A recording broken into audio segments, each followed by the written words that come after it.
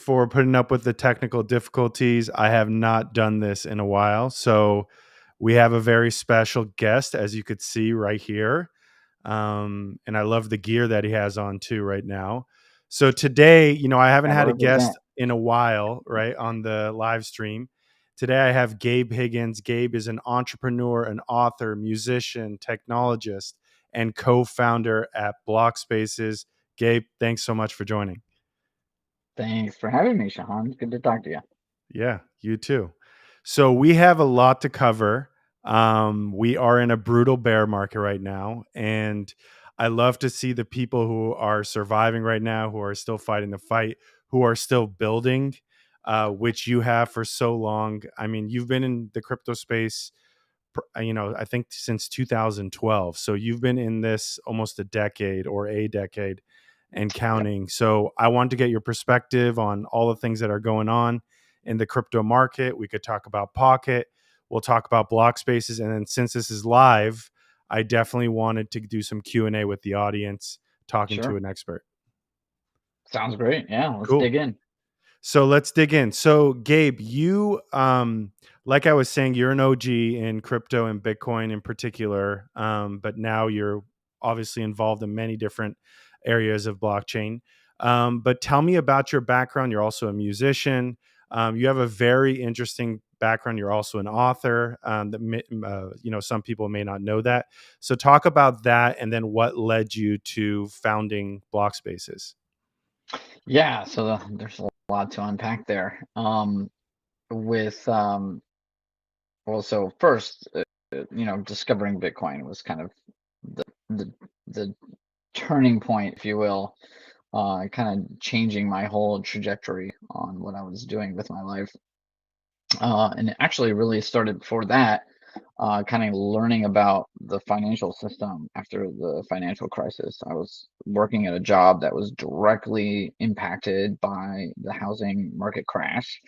Uh, Mm, so I saw it like firsthand what had happened, everything leading up to the crash as well, which was crazy. So I didn't recognize, I didn't know what a bubble was at that point. Never studied any kind of finance at all. So once that happened, that was kind of like a wake up call for me. Luckily, I didn't lose my job, but there was a lot of folks that did, in my industry and in the place that I worked. So it just took me aback, and that's when I started kind of digging into, how does all this stuff work? right, Like it started, leading me to ask the fundamentals, like what is money? Um, right. like fundamentally, what is it, and how does our system work?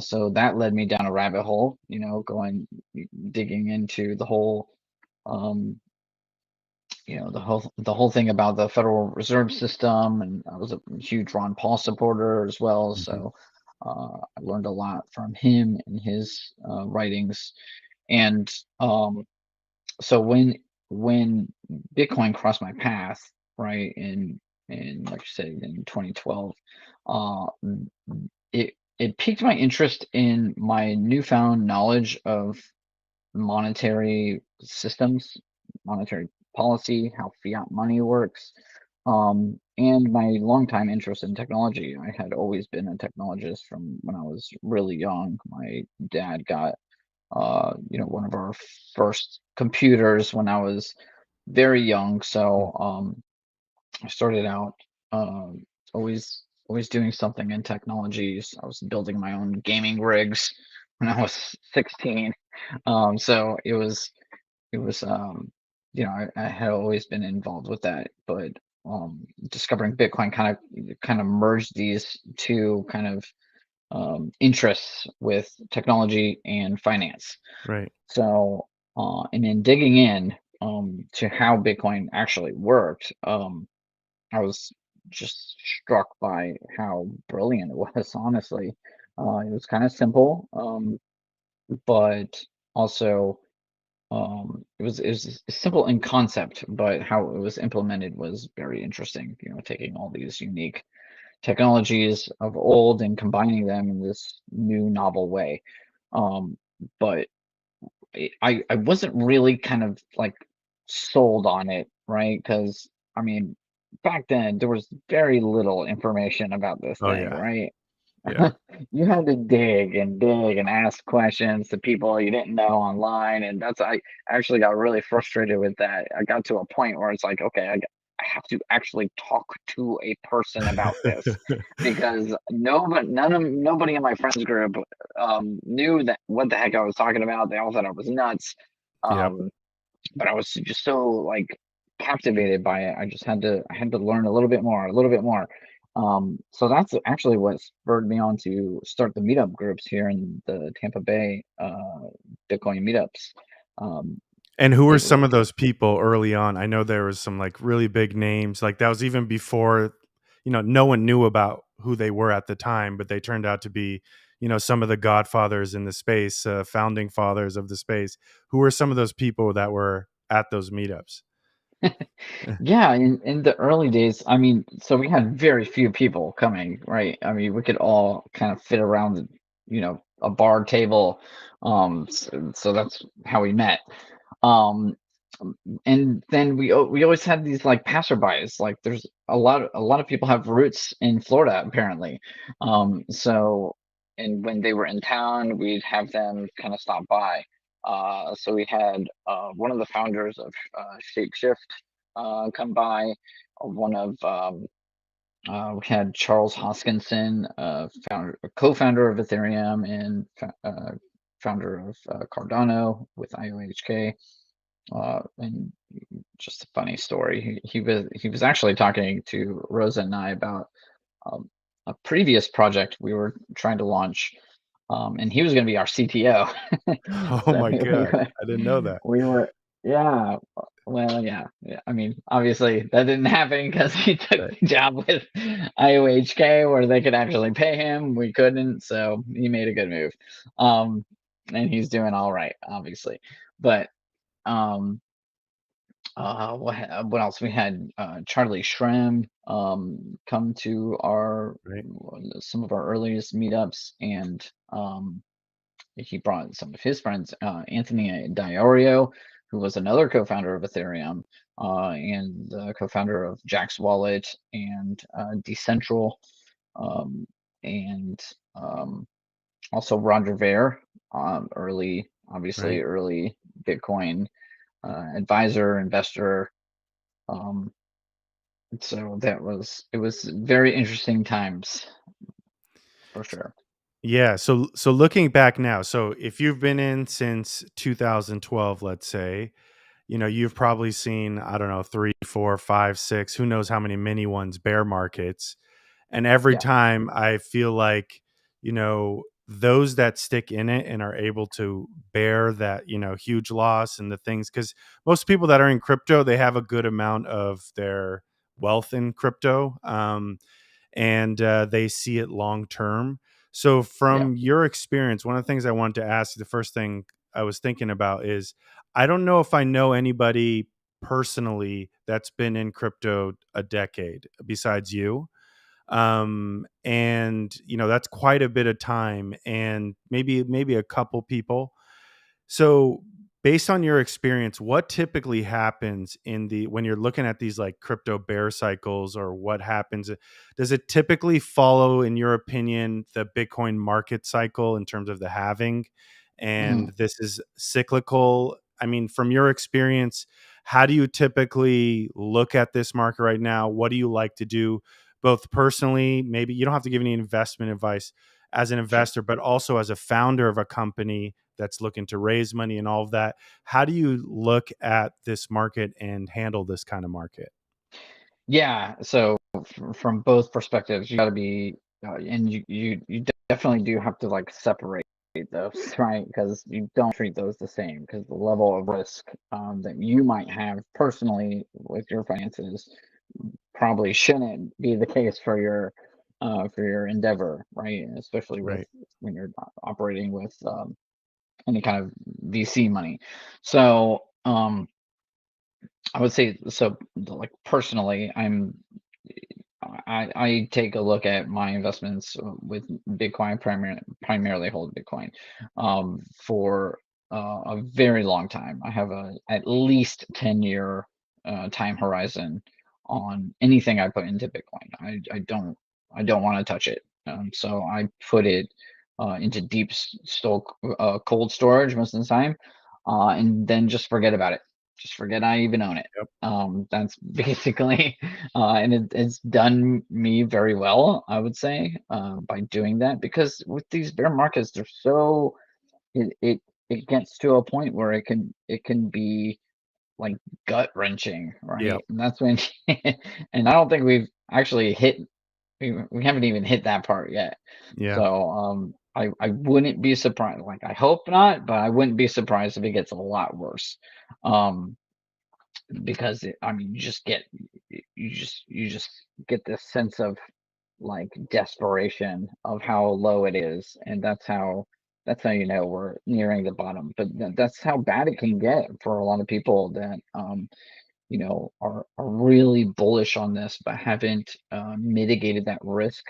So you have to be really conscious about what your strategy is, and you have to be dedicated to it, right? So like if you like I set my time horizon for long term. So I you know I see these cycles come and go, and it doesn't really bother me. I'm not looking at the price day to day like I used to. I used to dabble in trading, but I was just terrible. I was losing so much money. Yep. So I found it much more kind of my speed and how like with my time horizon and how I look at this as kind of like a long-term play, I don't have to worry about the day-to-day or even the year-to-year ups and downs in the market swings.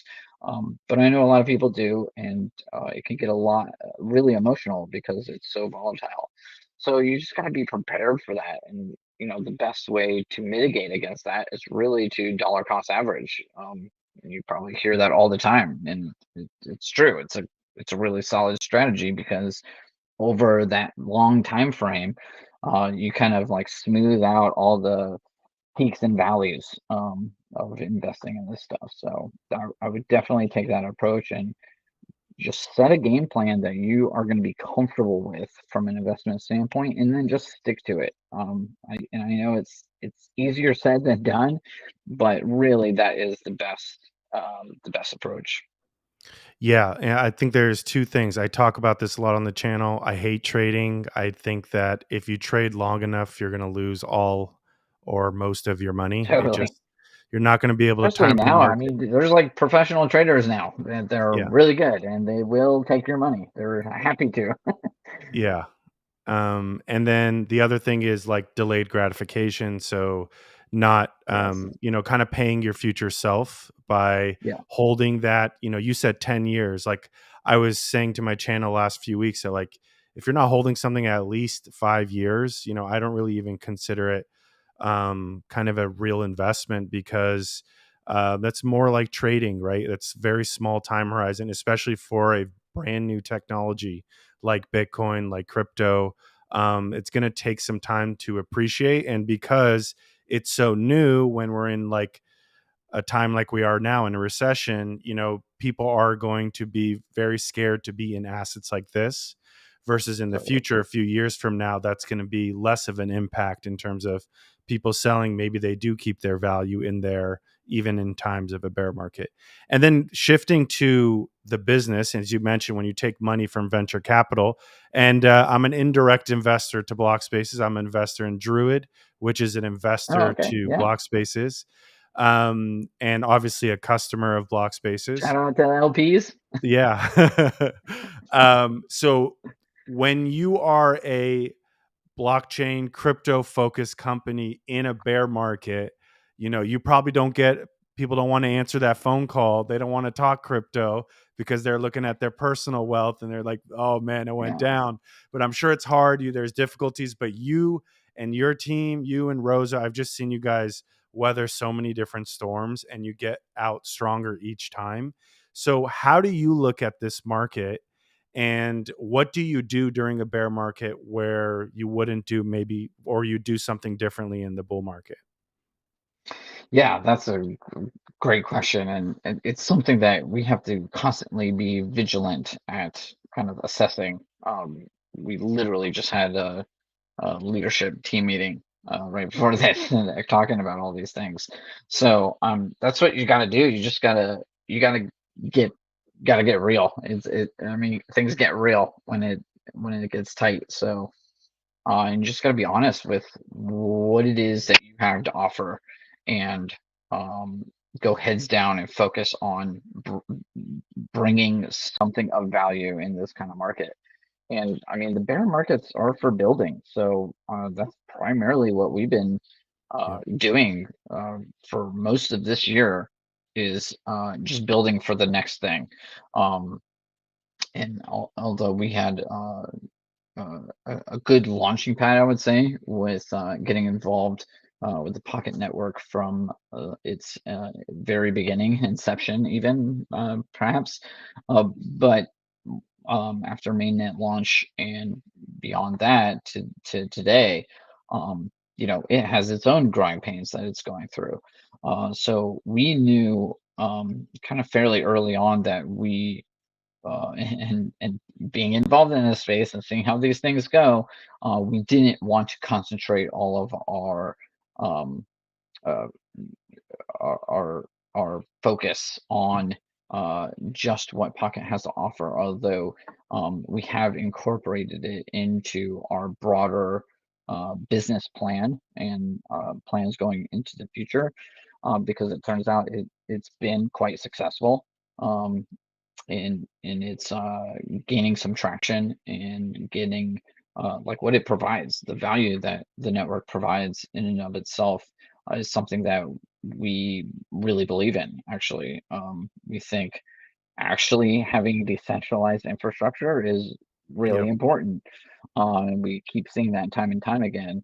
And there's just so many of these projects that just do not do not have it, right? Yeah. And it's obvious, and it's kind of painfully obvious in some cases, more often than not. So all these decentralized and name only projects, they have to go, or they have to get on board with actually seeing through to what they claim, and that is, how do we make this technology impenetrable? Like, how does it persist? How does it withstand all kinds of attack vectors, right? Not just the cookie cutter ones that we are used to hearing about. Like, this is going to get really tricky really fast if we don't harden these systems.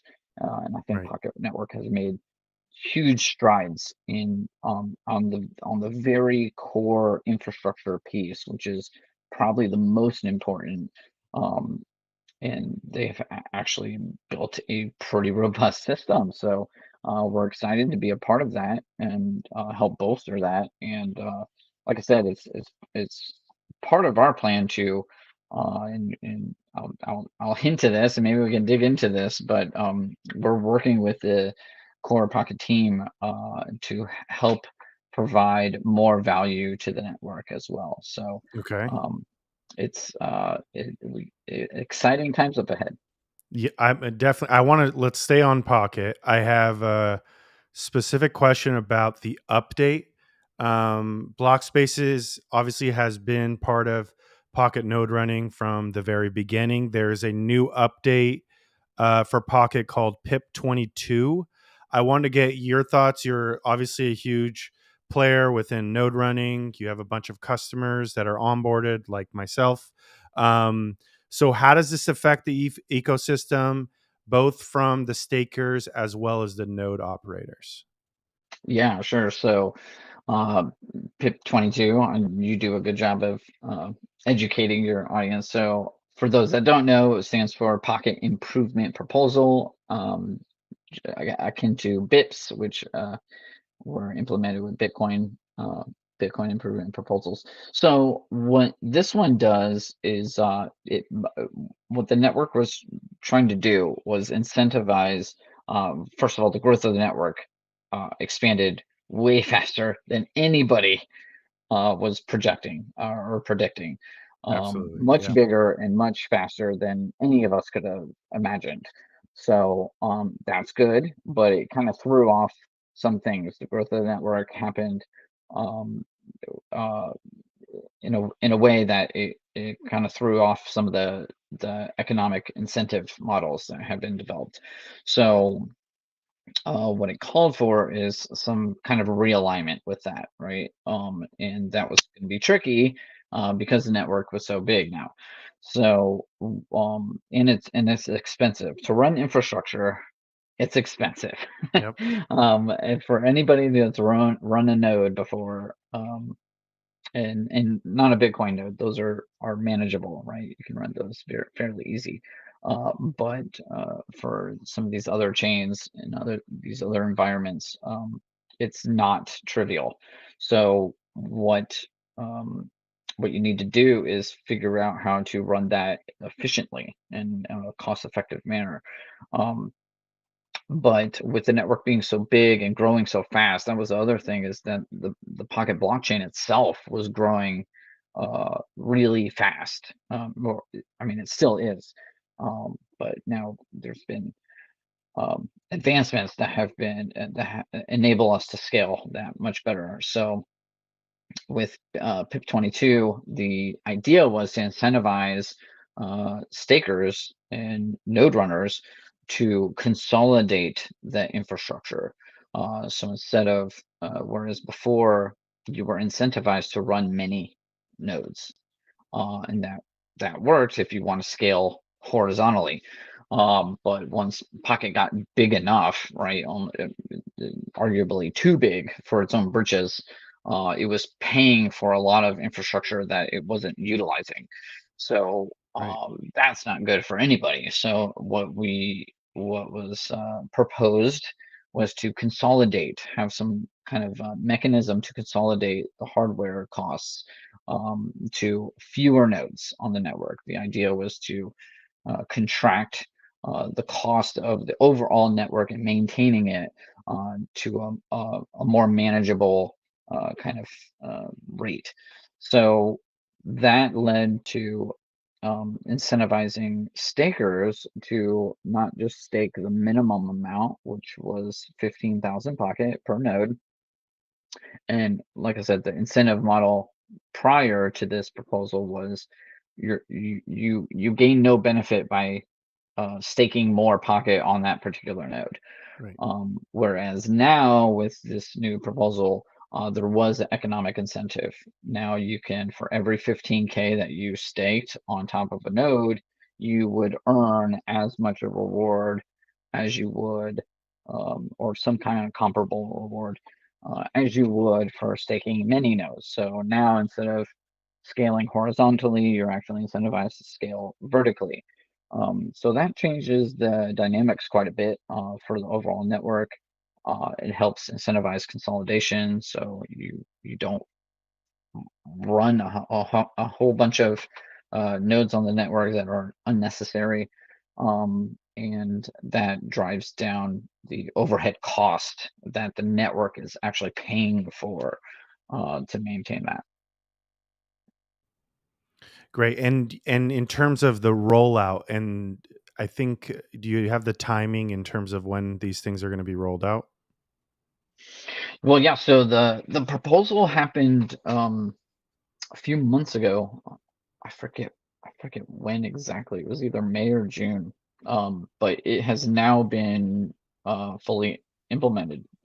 So as of last week, actually, it took a little while. I had to go through. Obviously, there's a protocol update. This was a consensus breaking change, so you had to get a majority consensus on the network to not only approve it with the DAO, but also start running it, right? So all the major node runners had to get it onboarded and implemented and rolled out to their fleets. So, and we got that through. So the network is Awesome. now, you have the PIP 22 proposal. The weighted staking is what it's called. It's as it's referred to.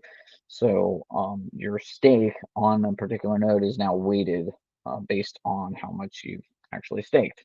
So on a protocol level, so the protocol manages that and assesses with a multiplier that's built into this change how much is staked and then how much relays that node is processing, and then you get rewarded accordingly. And then in terms of customers, so let's say I have Pocket, I bought Liquid Pocket, I want to stake a node. How does a customer, or what kind of customers do you want? Are you looking for smaller customers, bigger customers? How do they onboard? Can you talk a little bit about the process? So, like some of the users I know that are on the chat now, some of them use T Pocket because they don't have enough for a node. Maybe that Mm. would mean they would not be a good fit. Maybe you are doing fractional staking in the future. Talk a little bit about the type of customers you guys onboard.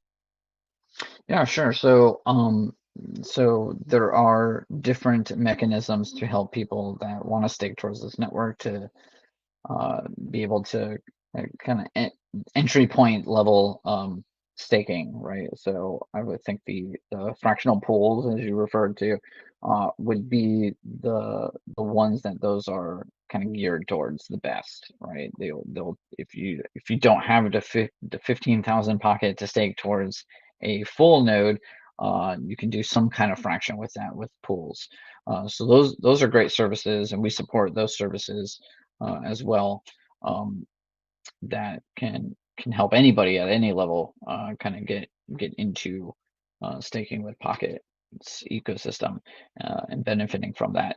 But then what we're kind of geared towards, our whole thesis is that we want to enable businesses and enterprises to be able to take advantage of this technology, whether it's Bitcoin or whatever they want to use. Um, and we're pretty agnostic to that. So what we focus on is enterprises, and that's turned out to be either investment firms or um, any kind of financial institutions as well that we service. Those are primarily our customers. Not saying that we would turn down someone that has 15,000 pocket and wants to stake a node. We just tend to service bigger customers that are staking lots lots of money worth. We're more um, institutionalized, I guess, with our security measures and our own protocols that we have. We're more built that way. So it may not be the most cost effective for the people that want to run like a node or two. So that's where fractional pools really uh, kind of come into play. They really service a market that we wouldn't intend to service. Yep. And that makes a lot of sense. Yeah, it's good to know for those of you that are watching which service providers are doing what within the ecosystem. And obviously, things change, and you could try different things out just to see what works for you. But it's good to have that information. So, Yeah, Gabe, I want, that's yeah, go interesting ahead. that Yep. there's I mean, there is a common strategy, right? That people want to see the whole network as a whole. Everybody's incentivized for the whole network to succeed. So you'll have investors that are in several different places, right? They don't just concentrate into one provider, so to speak. So and that benefits in multiple ways, because not every provider is going to be necessarily performing the best all the time, right? That fluctuates constantly, depending on how many relays are on the network, where those relays are coming from, and who's kind of position their infrastructure closest to those entry points on the network. So that's a constantly changing thing. It's constantly moving. So whoever's successful today isn't necessarily going to be successful tomorrow. So Right. it's a kind of shifting sand there. So to to kind of mitigate against that, you just spread yourself out across several providers, and that kind of averages out over the whole network and kind of stabilizes the network as a whole as well. So not everybody's um, shifting things around on the network and making it the quality of service more difficult to ascertain. Yeah, and I totally agree with that in terms of the ecosystem. Everyone wants everyone else to do well because it's this thing that we're all working together, this ecosystem. And I think everybody's done a really good job at that. And I think that's why it's growing much faster than a lot of us thought, right? So Definitely, yeah. shifting gears a bit, for those of you guys that have more pocket questions, at the end, we'll do a Q&A. We'll talk about pocket, a bunch of other stuff, but Gabe has been in Bitcoin so long, so I wanted to talk a little bit about Bitcoin. They're doing stuff within Lightning too. But first, I want to talk topically. Lightning hat right there. That's the lightning bolt. I had the shirt. I had my wife and I both had the shirt. Courtney and I. I Oh couldn't yeah, from the find it. conference. It's somewhere. I wear that shirt all the time because it fits really well. You know, it's like a nice fitting shirt. So I was gonna Nice. wear it, but I couldn't find it. I wore a Okay. Bitcoin hat instead. But I want to talk to you about El Salvador. So Yes. you've been in Bitcoin, you're in Bitcoin OG. El Salvador took the leap of faith with adopting Bitcoin as legal tender. Yeah. Could you talk about how you think the journey is going so far? We're in a bear market. I can't imagine it's easy for the president of El Salvador to have to talk through this and but at the same time I would think of it as it's probably been less than 2 years. This huge experiment, they're Yeah, adopting something. it's only Yeah, been just a year. just a year. Yeah. Yeah. So if that's the case, then I think you should give it more time before, you make judgments or whatnot. But what do you think about what's going on in El Salvador? Yeah, I think it's really interesting, and I know a lot of people that have already been there, um, to kind of scope out the lay of the land, and like just that in and of itself, has been a really big boon to their economy. It's just people that are interested in what they're doing actually and wanting to go see it for themselves firsthand. So their tourism has shot up tremendously over the past year. So they're benefiting from just the economic impact that that has in their country, which is huge. Um, but then hearing firsthand stories from people that are being impacted uh, directly by being able to leverage Bitcoin in a way that they wouldn't have another option. There is no other option. So remittances is huge for the country of El Salvador, and people that migrate over here or elsewhere and send money back home because there's so few resources in El Salvador. It's a small country, um, and very poor. So there's not a lot of jobs, and that's why there's been just a huge kind of expansion of gangs in the country. So you have these like mega gangs that have spawned up over the past several years that are kind of like ruling the roost. And it's been really bad for everything because that's just a, a a downward spiral from there. But that's like the only kind of um, job, so to speak, that you could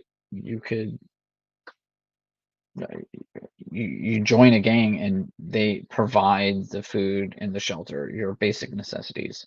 So that's where a lot of people unfortunately end up being. But with what Bitcoin's doing and what the president Nayib Bukele is doing now is kind of changing that whole dynamic. First of all, he's really cracked down on gangs. I think he's arrested like 6,000 gang members over the Wow. past few months, something crazy like that. And obviously, Bitcoin being down from its peak when they initially legalized it, it hasn't they haven't seen the direct economic impact from that, but they're starting to they've been laying the groundwork for when Bitcoin does inevitably go back up, then they'll be capturing a lot of value. So they're actually tapping into they have a volcano in their country, and That's they're right. tapping into the geothermal energy that it's outputting to mine Bitcoin, which is also a huge kind of it's like a game-changing move, right? Not just Yep. legalizing Bitcoin, like any country can do that, but not every country has a volcano that they can tap into for geothermal energy. So they're taking what would be kind of like this, like um, net negative uh, kind of uh, thing for their country and turning it into a net positive economic driver, which is kind of incredible that you can do Yep. that. But that's what you can do with Bitcoin mining. You can take the thing right to the source, um, which makes it a very powerful ally if you can leverage it properly, which is what they're trying to do. So I think they're making a lot of really bold moves, and that I think will pay off in the long run. But like you Yeah. said, I mean, it's only been a year, and to think that you can change the dynamics of a whole country in the span of a year, especially from where they were at, is just unreasonable. And but even given that, I think they've already seen a lot of um, positive impacts. Yeah, and I think time will tell. I mean, you're talking about adopting Bitcoin as legal tender. I mean, when I tell people that I'm in crypto or whatever, they still think I'm absolutely crazy. So for a country to adopt it as legal tender and are only like a year in, I mean, you got to give them a break. I think they're Totally. so bold for stepping into this, and if this does work out, which it looks like things are going very well in terms of adoption, even in a bear market, you could see so many different other positive signs and positive fundamentals that if you didn't look at the price, you wouldn't see, or if you only focus on the price for that matter. Gabe, there was a question here from the chat. Why did he get into Bitcoin specifically? Do you want to answer that? Into big well, it was the first, right? So that was all that there was back then. Um, and over time, I've been paying attention to a lot of projects, um, and been even hopeful that some of them would, pan out, or do the incredible things that they said that they were going to do when they started, and almost none of them have. So, um, just over time, seeing um, kind of, and that should be, I mean, I think that's a natural, progression with any kind of innovative um, technology. N- we're not going to see 100% success rate, right? This is going to be more like 99% are going to fail. So it's Yep. not totally unexpected. um, and still, I think there's a lot of projects that have some merit that shouldn't be dismissed out of hand. And again, need a little bit more time to develop a little bit further. But so time will tell. Time always does tell, especially with these things in particular, because they either fall on their merits or they rise on their merits. And I think that's a great. I think that's a good thing. We should have more of that. We should have more experiments that are determined, their success is determined on their merits. So obviously there's a lot of scams, we all know that, but those fall pretty quickly. There hasn't been very many just like broad-based scams that last more than a couple years. So as long as you're aware of those and heed the advice of others that, hey, this is a straight up Ponzi scheme, there's nothing here, Yeah. then you can avoid those pretty easily now. They were harder to see before. They're fairly easy to spot now. So there's a lot of hope that not a lot of those are gonna get past um, get past like to the point where they're like one coin, where they're billions of dollars just scamming people. Yep. And there was nothing there. There was no technology there. There was no actual one coin. Um, but unfortunately, people have to learn the hard way a lot of times, so that's bad. But that's why you should go to a meetup and meet people that might know a thing or two about this stuff and can help you not lose your money by just guiding you in the appropriate ways. Yeah, I mean, I talk about this. There's over 20,000 cryptos listed on CoinMarketCap, and there's probably way more than that. And you know this better than anybody, being in the space since 2012. That top 10, top 20 list just rotating in and out, different coins, Yeah, because the coins that don't have product market fit, that are scams and or bad project, bad tokenomics, whatever it may be, you don't see them anymore, and they don't show up at the next conference because they didn't last until the next conference.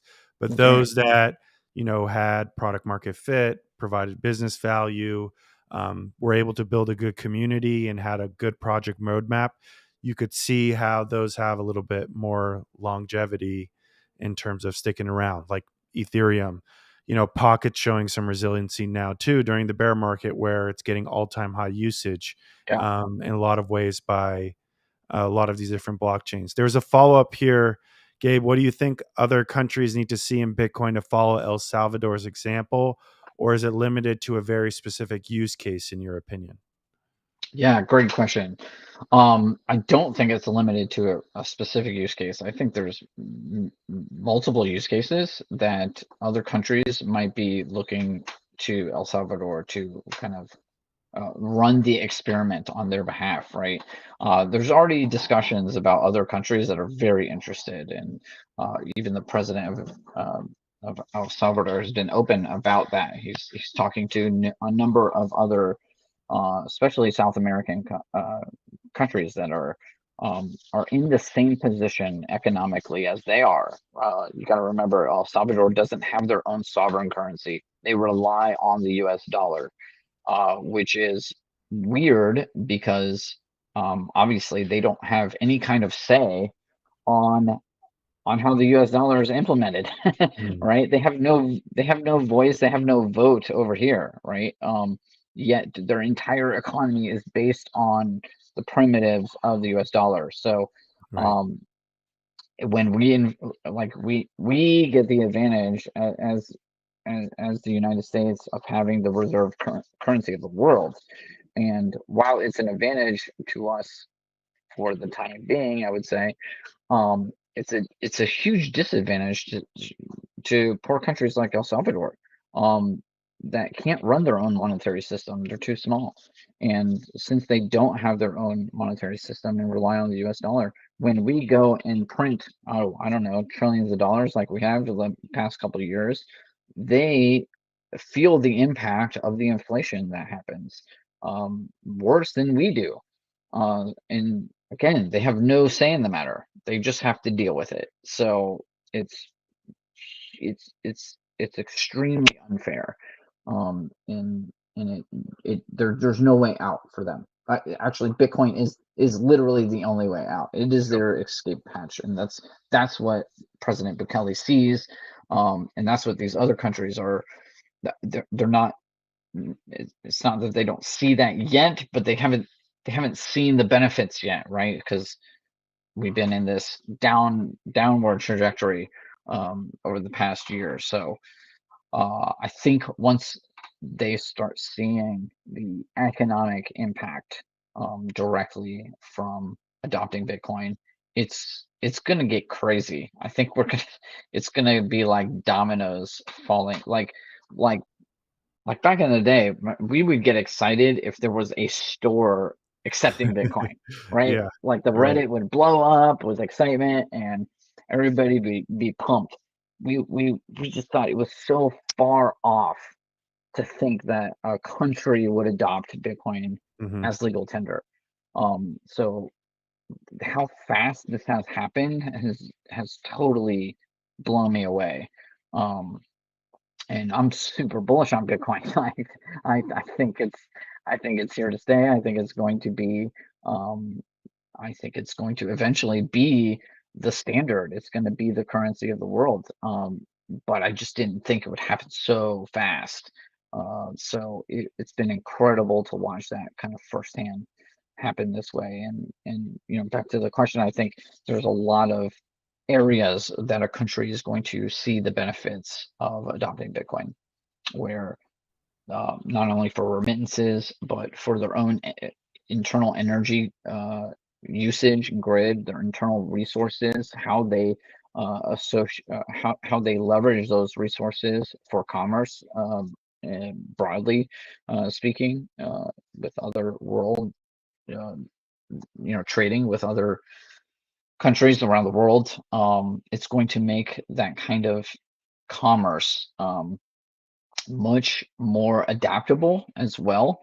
So you're not going to see these pigeonholed treaties that we see now, where there's like this hoarding of resources and trying to uh, you know yeah, like this is effectively going to make uh, uh, any kind of um, sanction on a particular company or country via their resources almost undoable. So, which I think is actually ultimately a good thing, because it's going to incentivize more conversation, like actually talking and um, working out peace deals that can handle these kinds of frictions between countries in a lot more peaceful way without having to resort to sanctions or war. I totally agree. Yeah, I had Lord Fusatua from the Kingdom of Tonga. He was on my channel, and he was talking about adopting, looking at the learnings of El Salvador, potentially adopting that in the Kingdom of Tonga. And to your point, this is they have a system now, and they otherwise wouldn't, and they would have no say. Now they're part of this larger global Bitcoin community. And to your Hmm. point, it's getting a lot of eyeballs onto these countries for tourism or potentially to move there because there's incentives or whatnot. So it's like building a lot more, I would say, innovation and activity and connection with a lot of these countries who, in many ways, are not part of the global conversation. 100%. Like Bitcoin's an equalizer. It's an economic equalizer. It's a force multiplier for countries that otherwise don't have the resources right now to kind of leapfrog in economic terms where their country should be. So this is the way. So that's what I'm, that's what we're spending a lot of time focused on that Yeah. So with what our are you new. guys doing with the? You have a lightning hat on. What are you doing Yeah. specifically with Big? What is Lightning first of all, and then the Yeah, Lightning Network, and then what are you guys doing with it? yeah. We're super excited about this. So, I had been watching and waiting for Lightning for a number of years now. As soon as it was first announced, I immediately saw how that could be a really interesting and so yeah, to back up there, Lightning, what we're talking about, the Lightning Network, it's actually a layer two protocol that lays on top of Bitcoin. It can technically lay on top of any network, so it's not just necessarily pigeonholed to Bitcoin, Mhm. um, but it works. It's basically a network that you uh, lock up Bitcoin into what's known as payment channels. And it's essentially smart contracts. It's a series of smart contracts where you are posting up Bitcoin as kind of collateral or for payment, and anybody on the network can utilize that liquidity to transact with somebody else on the network. So it's a very interesting protocol. It does get quite complex, but it is right now the fastest and cheapest way to pay for anything anywhere around the world. It's instant, lightning fast. It's literally extremely fast because you don't have to wait on a block to confirm on the blockchain. This is an off-chain layer, a meta layer, if you will, a layer two that operates on the fundamentals and primitives of Bitcoin, and it is Bitcoin. You're transacting Bitcoin when you're transacting on the Lightning Network. But like I said, it doesn't, since you have locked up these Bitcoins in these smart contracts, it's smart contracts that are keeping tabs, if you will, on who owns what at what point. And then whenever you want to settle your coins, settle the tab, if you will, you just make an on-chain transaction, and then you have your on-chain Bitcoin back. But there's actually growing incentives to put Bitcoin on the Lightning Network because you can earn a real yield here.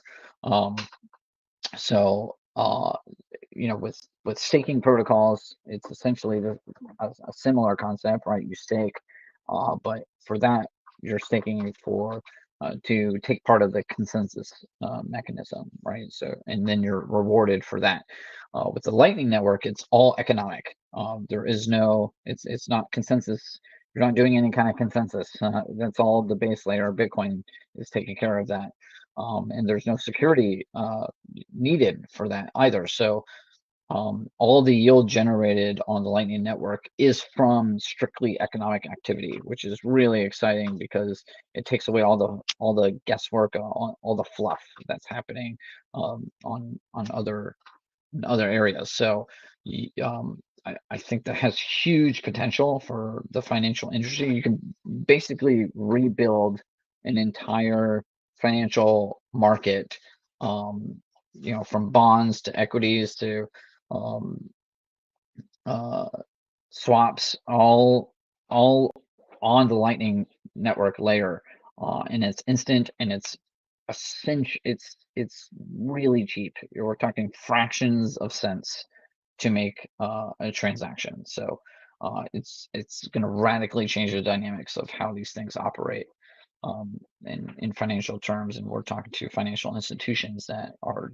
definitely interested in leveraging this. So what we created is a platform that businesses, like I said earlier, we're focused on institutions and driving usage for this technology.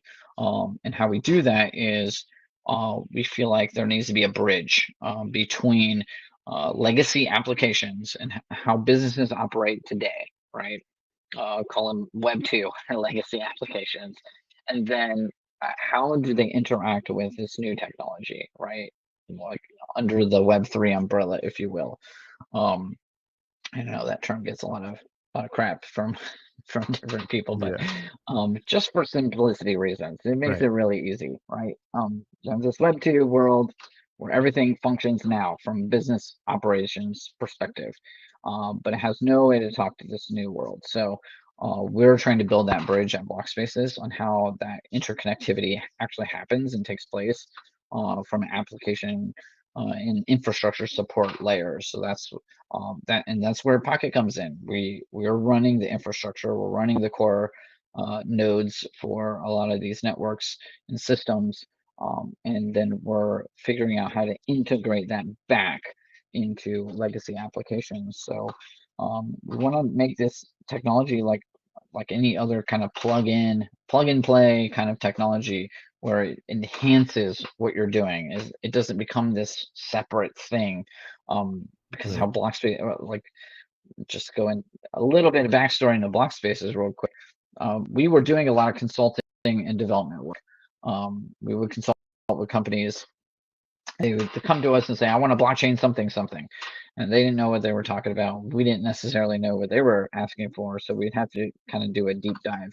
And what we kept seeing is that, okay, you want this one use case solved. So, okay, now we got to go find some kind of blockchain that is applicable to that. And then we got to build this vertically integrated solution to that one blockchain for that one purpose.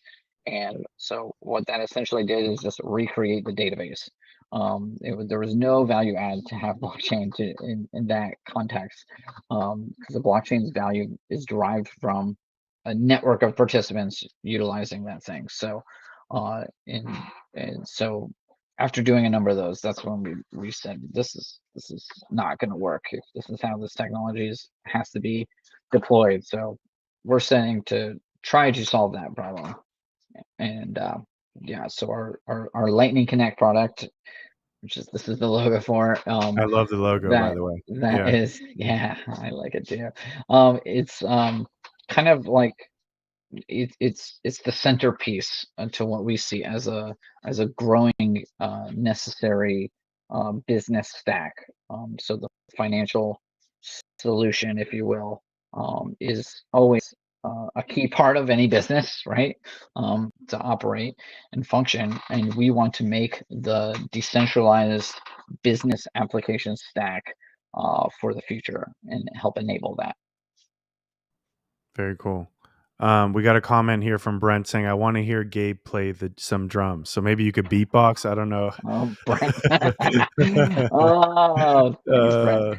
uh, so So yeah, you can go on YouTube. You can okay. find my band. Can you write in From the chat? I don't know if you could see the chat, but maybe I'll type it. What's your band's name? yeah, it's called From This Fire. From the Top Earth's of Fire. Is that top what of you said? those.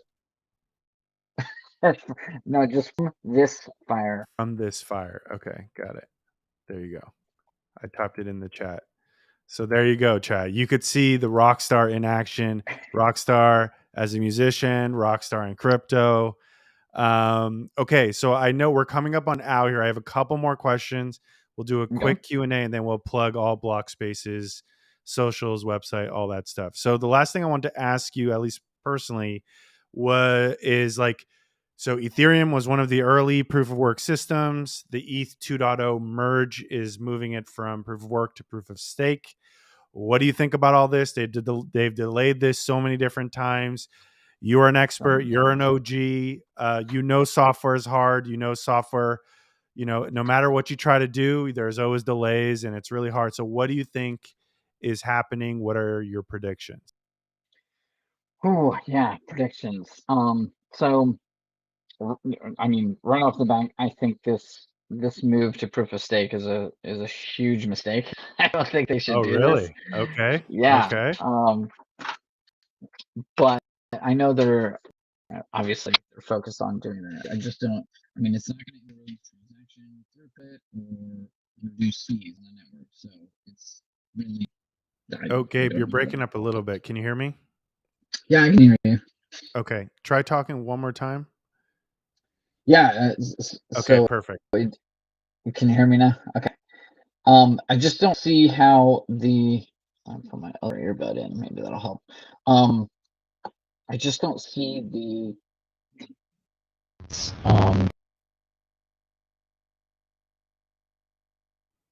Oh, it went blank again. I don't know if you can hear me. No, I can't hear you. In the chat, let me know if you can hear Gabe. Maybe it's just me, but let me know. No, I can't hear you now. Let me know in the chat.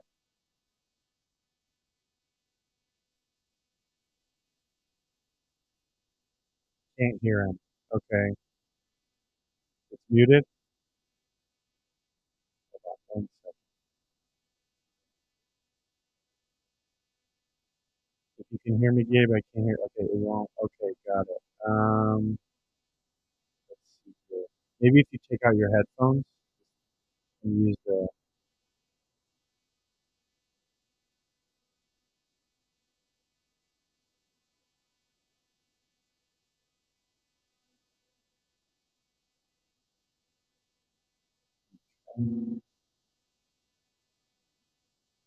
Nope, nothing yet.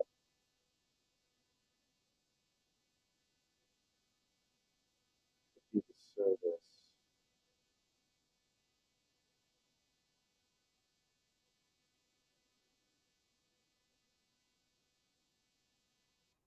Nope, nothing yet. Check. Oh, there we go. Boom, we're Yeah. back. All right. Can you hear How me? about now? How about Yeah, now? I can hear you. Oh, weird. The settings just changed on me. Okay. The last what you said is you threw some fighting words out there and you said proof of stake, the transition is not so good idea. And I'm, by the way, I'm just joking, but No, so I talk know through that it. that's Yeah. essentially what I think. I think it's pointless endeavor, and Yeah. it's for the risk that is being at stake here. No pun intended. Um, I don't think it's worth it. But Hmm. here we are. We're gonna see, and I'm not super bullish on it. I like the complexity involved with switching consensus mechanisms. Um, is it's never been done at this scale, and the amount of money that is at risk, like I said, I don't think the risk is worth it. Yep. 'Cause it doesn't fundamentally make the system better, like as far as performance or um, I mean, there's Even the gas arguably costs, I heard, won't really affect the gas, at least the yeah, early stage of it. no, it won't. So they're still gonna have to rely on layer twos for the time being. Um, so yeah, I just don't think the juice is worth the squeeze for this. So and they have to get it like nearly perfect. It has to go perfect, or it's going to go really wrong. So I I I don't know. I like I took part of Ethereum's crowd sale, so I was in it from the very beginning, and they took forever to launch, and they've since not been stellar on launching things in a timely manner in a way that is production ready. I'll say. So I don't know how this is going to work. I'm not taking the risk. But I know there's a lot of people that are super bullish on it. They see they they can they can envision the change happening, and hey, I hope it works out for everybody. But I don't see why they would put so much at risk for this. Yeah, it's quite a bit at risk. It's a huge change. It hasn't been done, especially at this stage of the protocol. It's like trying to make modifications to a plane in flight, and it's going to be quite difficult. So it says here, Simon Sethi, but what are the risks? Why won't POS help with gas? I believe that's part of the road later stages of the roadmap. I believe this merge specific phase does not cover gas costs or better gas costs. I don't know if you know more than that, Gabe. Yeah, I mean, fundamentally, to improve gas costs, you have to increase the capacity in some way, shape, or form. This doesn't do that. This only changes the consensus model. That's it. So this is focused on that singular thing, and I mean this is not a small thing to change. So if they're going to change something, it should be they should be focused on one thing before tackling some of the other things. But I don't know. I would think fixing that first would be priority. But what do I know? Yeah. What do you know, just a decade in. So final questions. I have one final question here. Chat, put in your final questions. We're gonna wrap this up. I want to plug BlockSpaces as well, so you can follow them and take a look at what they're doing. But we have a question here from Med. What's the biggest issue you're facing right now in your endeavor with BlockSpaces? So maybe that means in the bear market, in terms of scaling. What keeps you up, Gabe? Ooh, so many things. No, like I said, the bear market is for building, so we're just focused on building the best product that we can, and that's what our investors believe that what we set out to do is help enable businesses, like I said, to be able to adopt this technology far easier. It's too complex, it's too difficult, and it's too costly. So we're focused on building a full suite product that covers the gamut. So, um, and it will be, we just announced last week our Lightning Connect product. Or before the end of the year, we'll be rolling out some more exciting products having to do with how developers can also utilize this technology. If you need developer endpoints, we'll be able to provide that. Uh, in a very easy and reliable way, and that's also scalable. And that's what we're kind of working with the Pocket team to do as well, because we have the infrastructure together, we have the power. So we're going to start leveraging this powerful Web3 environment far more, not just on the supply side, but on the demand side. And we think our customers are going to benefit from that, as well as everybody in the Pocket ecosystem. Very cool. And how do we follow BlockSpaces? Where do we go? What's the website? What are the socials? How do Yeah, we participate with your community? absolutely. So we're on all the things, right? So if you go to blockspaces.io, which will soon be switching to .com, I think .com just points you back to .io anyway. So either way, either one works. Um, and we'll be rolling out our new website as soon. We have a new dashboard as well. If you're already a customer, you can log into that now and start to get used to how that works. We'll be adding more features in the near future with that. So hit us up on all the social medias: Twitter, LinkedIn. We don't really use Facebook anymore. Mostly Twitter, LinkedIn, and Discord. We do have a Discord. Very cool. Gabe, thank you so much for joining. This will be out. If you don't see this now, we'll be sending this out as a recording. It'll be up, right after this, hopefully. So you can, whatever you miss, you can rewind and watch. Gabe, thank you so much for joining. Thank you, sir. It's good to talk to you.